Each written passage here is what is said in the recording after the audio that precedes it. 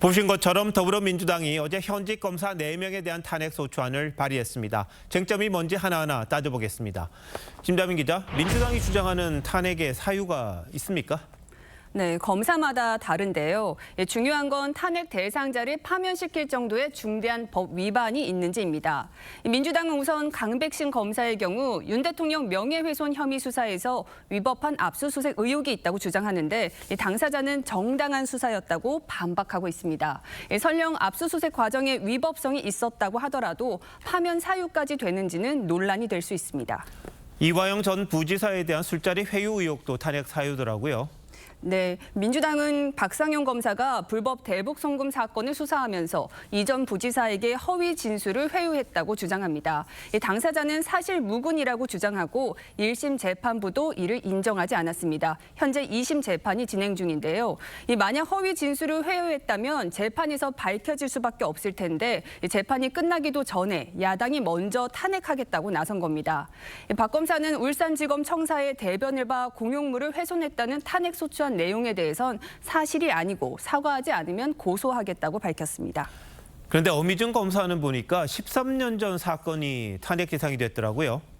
네, 엄 검사가 2011년 한명숙 전 총리 재판 당시 재소자를 불러 허위 진술을 강요했다는 겁니다. 이 사건은 한정 총리가 유죄 확정 판결을 받은 지 9년이 지난 사건입니다.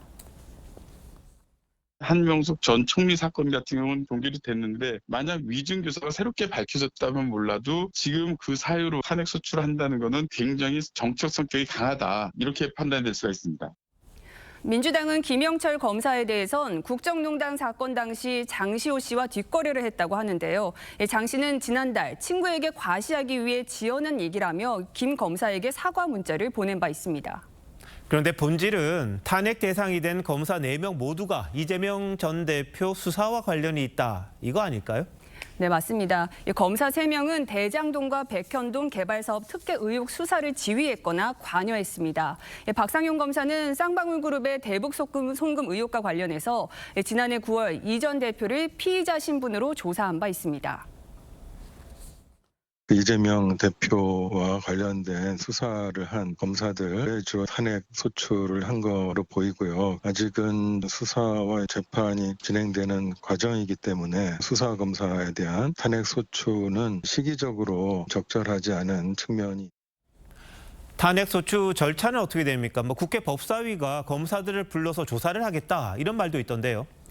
네, 민주당은 지난해 검사 탄핵 소추 과정에선 바로 본회의 의결에 들어갔는데요. 이번에는 우선 법사위에서 조사하겠다고 밝혔습니다. 탄핵 정당성을 챙기고 여론을 살피면서 본회의 처리를 결정하려는 의도로 보입니다. 네, 재판이 진행되는 상황에서 이재명 전 대표를 수사한 검사들을 불러서 법사위에서 조사한다. 좀 논란은 될 것 같습니다. 김다민 기자, 잘 들었습니다.